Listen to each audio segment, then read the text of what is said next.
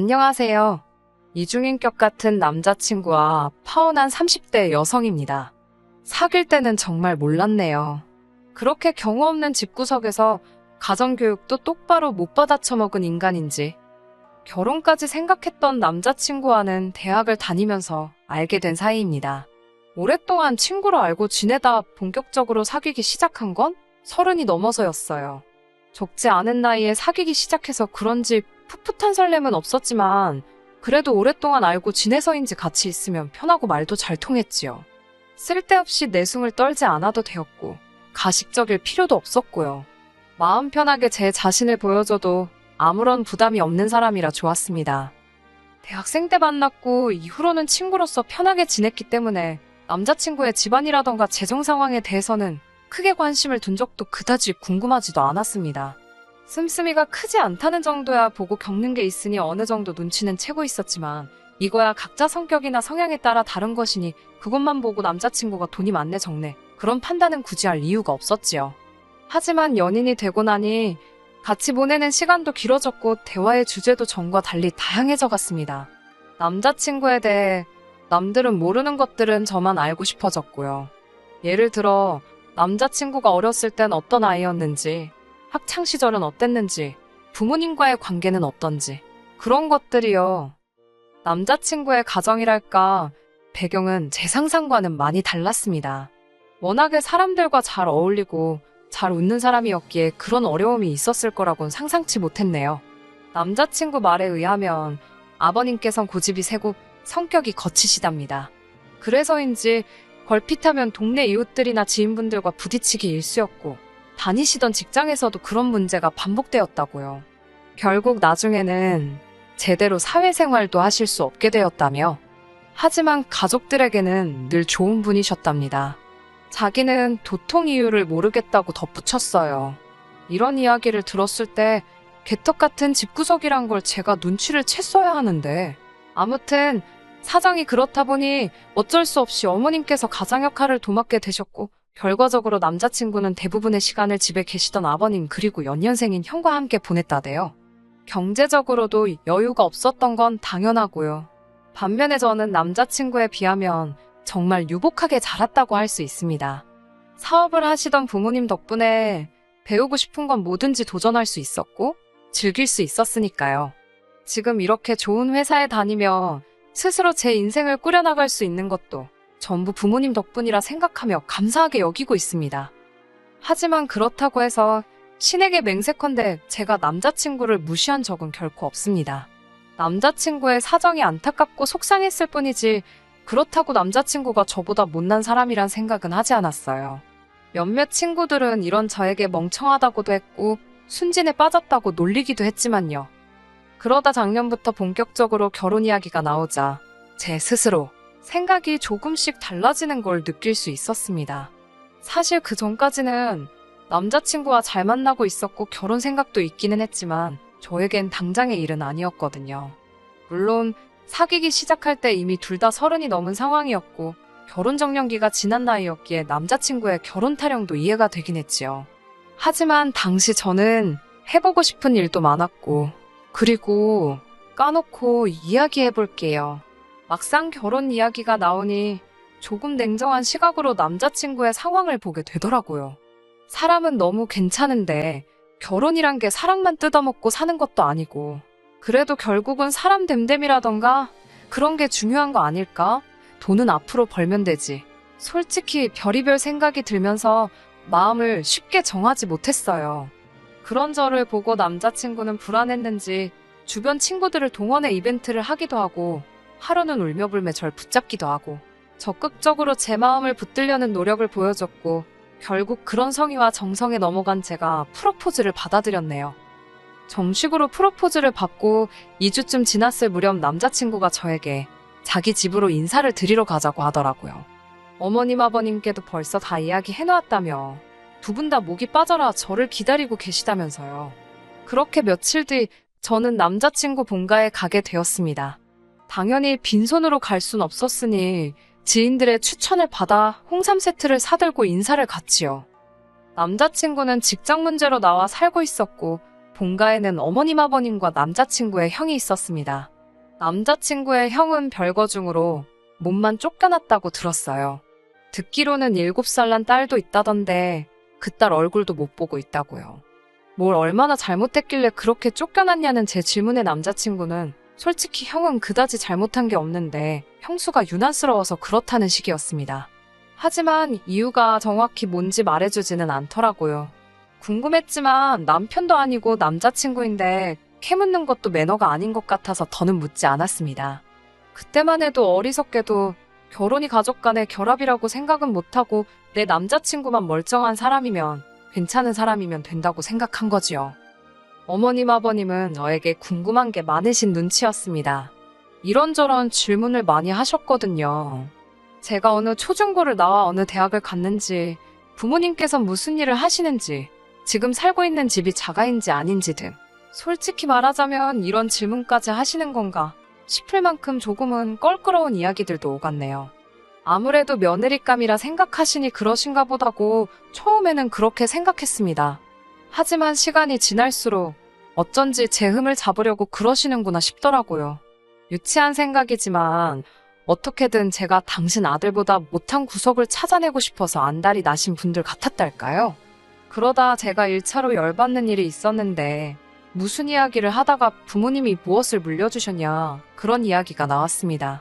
저는 생각지도 못한 아버님의 질문에 당황했지만 그래도 최대한 침착하게 건강한 신체를 물려주셨다고 웃으며 대답했어요. 그러자 아버님께서는 너는 무슨 안경 쓰고 있으면서 네가 건강하다고 말하는 거냐고 무안을 주시더군요. 그러더니 아버님께선 너희 가족 전부 다 안경을 쓰냐고 물어보셨습니다. 아버님의 질문을 들은 순간 저는 예비시댁에 인사하러 가면 별별 이야기를 다 듣게 된다던 선배 언니의 이야기가 떠올랐는데 정말이지 언니 말대로 정말 별걸 다 물어보신다 싶더라고요.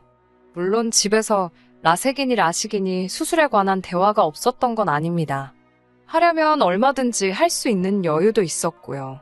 하지만 저나 저희 부모님이나 안경을 쓰는 데 있어 크게 거부감이나 불편함을 느끼지 못하고 있던 터라 굳이 수술을 할 이유를 찾지 못했네요. 아무튼 제가 그렇다고 저희 가족 모두 안경을 쓴다고 대답하자 지금도 그때 아버님이 보여주신 표정을 잊을 수가 없네요. 아버님께선 말 그대로 드디어 무슨 건수 하나 잡았다는 표정으로 제게 너네 가족 다 하자가 있어 하자가 라고 말씀하셨습니다. 저나 부모님이 무슨 물건도 아니고 사람한테 하자가 뭔가 싶었지요. 제 귀를 의심했습니다. 아버님께 지금 뭐라고 하셨냐고 되물으니 저더러 삐품 모르냐고 아주 세기를 박으시더군요. 게다가 남자친구의 형이라는 작자가 옆에서 실실거리더니 삐품은 길가에 내놓고 파는 건데 수리는 되나 이러는 게 아니겠어요. 무례한 두 사람의 대화에 충격을 받은 제가 무슨 말을 그렇게 하냐고 받아쳤습니다. 아버님께 아주버님은 별거 중이라고 들었는데 그럼 뭐 반품된 거냐고 따졌어요. 쓰던 걸 누가 사가기나 할지 걱정이라고요. 어른한테 그렇게 말하면 안 되는 거였지만 도무지 그냥 넘어갈 수가 없었습니다. 저뿐만 아니라 저희 부모님한테도 막말을 하신 거나 다름이 없었으니까요. 그러자 아버님께서는 저더러 제정신이냐고 경우도 없고 싸가지도 없다며 악을 쓰시더군요. 형이라는 작자도 얼굴이 벌개져가지곤 뭐 이런 거랑 결혼을 하겠다는 거냐며 남자친구에게 삿대질을 해댔고요. 집구석 잘 돌아간다. 꼴 같지도 않네. 별의별 생각이 다 들더라고요. 아버님께선 저더러 웃자고 한 소리에 죽자고 달라든다며 무서워서 뭐 말이라도 한마디 하겠냐고 고래고래 소리를 지르시더니 급기야 짜증난다며 안방으로 들어가시는 게 아니겠어요? 저도 너무 열받아서 자리를 일어나려는데 남자친구가 저를 붙잡았습니다. 이 손 놓으라고 하니까 남자친구는 자기 아버지가 원래 개그하는 걸 좋아하시고 장난이 좀 지나치셔서 그렇다며 한마디로 아들들만 키우셔서 그렇답니다. 아들만 둘씩 있는 집은 원래 이렇게 말이 막 오가기도 한다면서 저더러 조금만 이해해달라더군요. 100번 양보해서 그렇다 치고 넘어가야 하나. 그러면서 저는 남자친구에게 너는 꿀 먹었냐고 아무리 그래도 아버님이 저렇게 경우 없이 말씀을 하시면 너라도 나서서 나한테 그러시지 말라고 따끔하게 한마디 했어야 하는 거 아니냐고 따졌어요. 그러자 남자친구가 두 번 다시는 이런 일 없게 하겠다며 한 번만 참아달라고 사정사정을 하더군요. 안달복달하는 남자친구의 모습을 보곤 그래, 내가 어른 이겨먹어 뭐 하겠냐 싶어서 알겠다고 했어요. 그러자 남자친구가 이번엔 그러면 아버님한테 죄송하다 소리 한 번만 해주면 안 되냐입니다.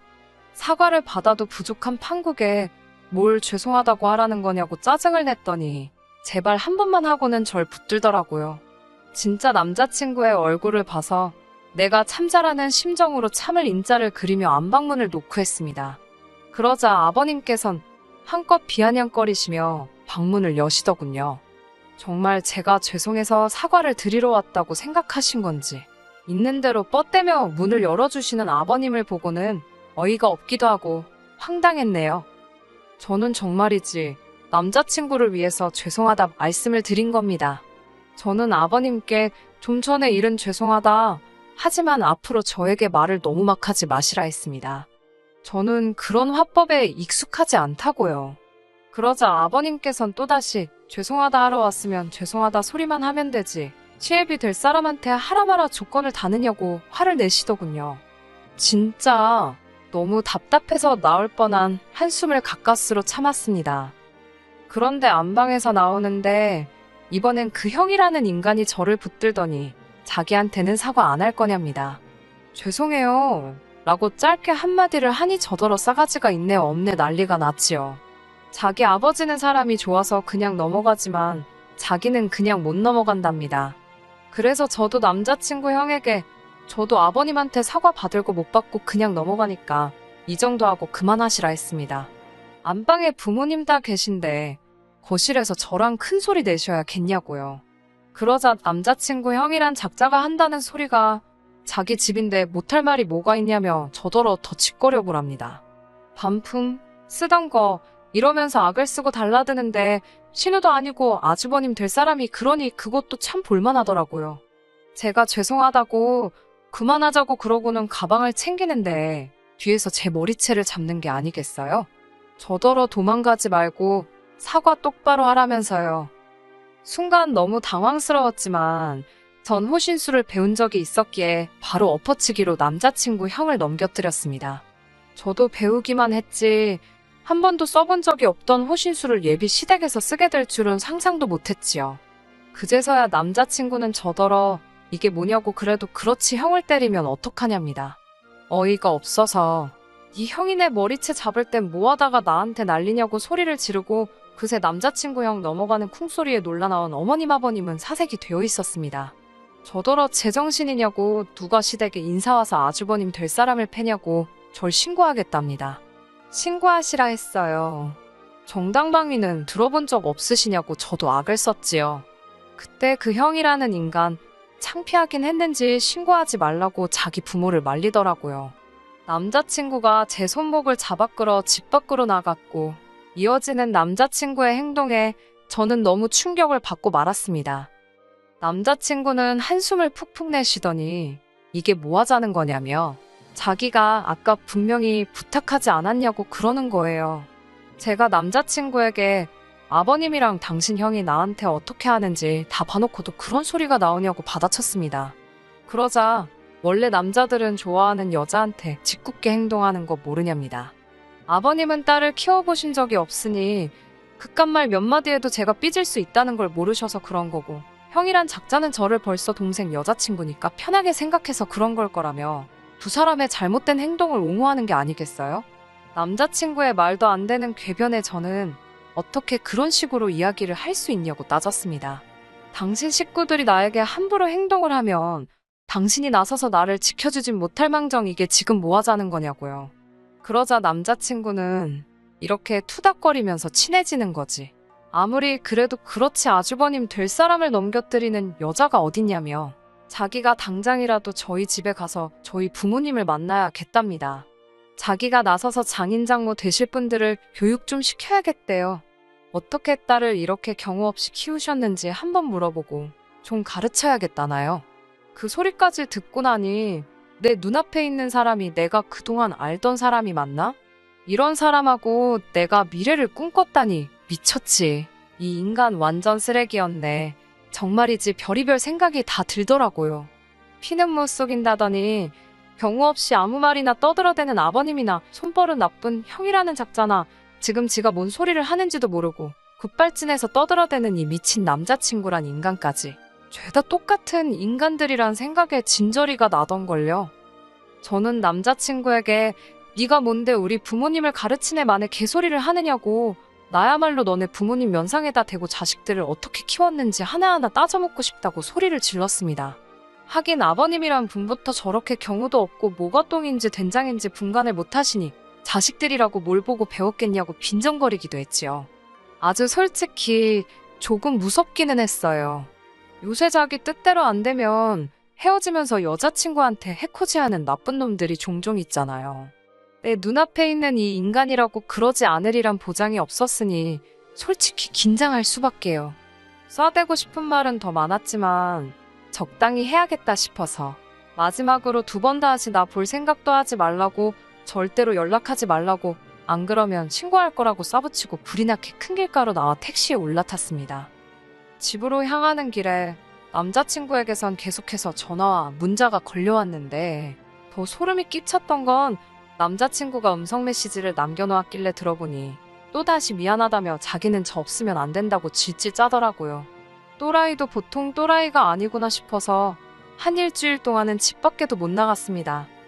결국 저희 부모님께 남자친구 집에서 있었던 일에 대해 말씀을 드렸고 아버지께서 한동안 제 보디가드 역할을 자처해 주셨지요. 그런 와중에 우연인지 아닌지 그건 남자친구만 알겠지만 아무튼 남자친구와 2번이나 마주치고 말았습니다. 처음엔 무시하고 지나갔지만 2번째 마주쳤을 땐 저희 아버지께선 남자친구더러 한 번만 더 눈에 띄면 평생 사람 구실도 못하게 만들어준다고 엄포를 놓으셨어요. 아버지가 그런 험한 말씀하시는 걸 처음 봐서 전 속으로 놀랐지만 솔직히 든든하더라고요. 이후로는 남자친구도 쫄았는지 더는 눈에 안 보이대요. 곱씹어볼수록 그런 인간하고 알고 지낸 지난 시간들이 아깝고 역겹고 속이 뒤집힙니다. 그래도 식장 안 들어간 게 어디냐며 어머니는 잊어버리라 하셨어요. 저도 그렇게 생각하고요. 인생 공부 세게 했다 생각하고 당분간은 제 인생과 목표에만 집중하고 살아야겠습니다. 끝까지 들어주셔서 감사합니다.